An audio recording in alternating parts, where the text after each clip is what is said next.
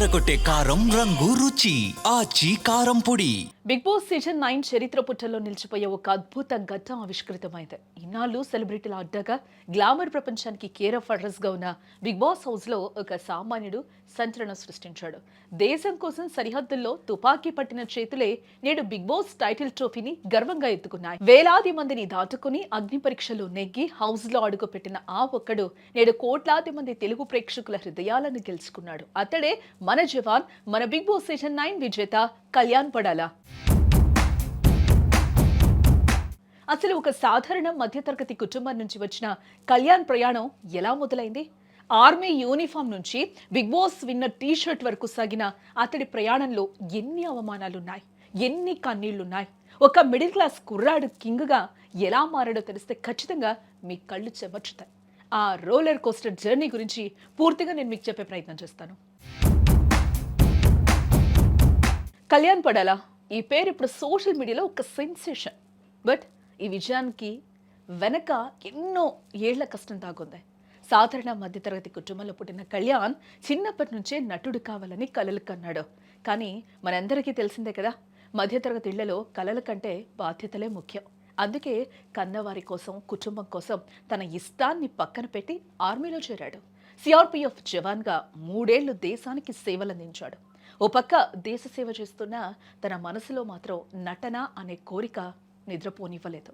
అందుకే ధైర్యం చేసి మంచి అవకాశం కోసం వెతుకుతూ బిగ్ బాస్ సీజన్ 9 నిర్వహించిన అగ్ని పరీక్ష ఆడిషన్స్ లో పాల్గొన్నాడు.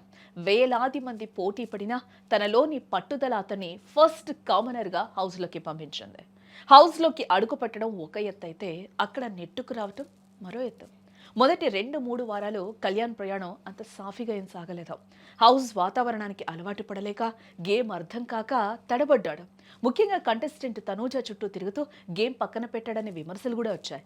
బయట జనం కూడా ఇతను ఆర్మీ జవాన్ ఏంటి ఇలా ఆడుతున్నాడు అని నెగిటివ్ కామెంట్స్ చేశారు. బట్ ఎప్పుడైతే శ్రీజ, ప్రియా ఎలిమినేట్ అయ్యారో అప్పుడే కళ్యాణ్లో అసలైన ఆటగాడు నిద్రలేచాడు. 4వ వారం నుంచి అతడి ఆట తీరు పూర్తిగా మారిపోయింది. అప్పటి వరకు ఉన్న కన్ఫ్యూజన్ పోయి క్లారిటీకి వచ్చేసాడు. అందరినీ కదిలించిన ఘట్టం మాత్రం ఫ్యామిలీ వీక్. అప్పటి వరకు చాలా స్ట్రాంగ్గా కనిపించిన ఆ జవాన్ తన తల్లిదండ్రుల గురించి చెబుతూ చిన్న పిల్లాళ్ళ వెక్కి వెక్కి ఏడ్చిన తీరు ప్రతి మిడిల్ క్లాస్ అబ్బాయికి కూడా కనెక్ట్ అయింది. అమ్మా నాన్నలను బాగా చూసుకోవాలి, కానీ చేతిలో చిల్లి గవ్వలేని పరిస్థితులు, అప్పులు బాధలు ఎలా ఉంటాయో కళ్యాణ్ కళ్లకు కట్టినట్లు చెప్పినప్పుడు ఆడియన్స్ అతన్ని తమ ఇంట్లో మనిషిలా ఓన్ చేసుకున్నారు. సింపతి కోసం కాకుండా తనలోని పెయిన్ను నిజాయితీగా పంచుకోవడం అతడి గ్రాఫ్ను అమాంతం పెంచేస్తుంది. ఇక ఆట విషయానికి వస్తే టాస్కుల్లో కళ్యాణ్ చూపించిన తెగువ, బలం చూసి నాగార్జున సైతం ఫిదా అయ్యారు. చివరికి కెప్టెన్గా బాధ్యతలు చేపట్టి హౌస్ను నడిపించిన తీరు అద్భుతమనే చెప్పాలి. హౌస్లో గొడవలు జరిగినా, ఎదుటివారు తన వ్యక్తిత్వాన్ని కించపరిచినా, అవమానించినా కళ్యాణ్ ఎప్పుడూ సహనమే కోల్పోలేదు, మాట జారలేదు. ఒక జవాన్కు ఉండాల్సిన హుందాతనాన్ని చివరి వరకు మెయింటైన్ చేశాడు. ఎలాంటి బ్యాక్గ్రౌండ్ లేకుండా, ఎవ్వరి సపోర్ట్ లేకుండా వచ్చి కేవలం తన నిజాయితీ ఆట తీరుతోనే టైటిల్ రేస్లో అందరికంటే ముందు నిలిచాడు. చివరికి న్యాయమే గెలిచింది. సెలబ్రిటీల ఫ్యాన్ బేస్ ముందు సామాన్యుడు నిలబడలేడు అనే అపోహను కళ్యాణ్ పటాపంచలు చేశాడు. బిగ్ బాస్ హిస్టరీలోనూ ఎలాంటి రిమార్కు లేకుండా, ఎవరిని వెన్నుపోటు పొడవకుండా కప్పుకొట్టిన సామాన్యుడిగా చరిత్ర సృష్టించాడు.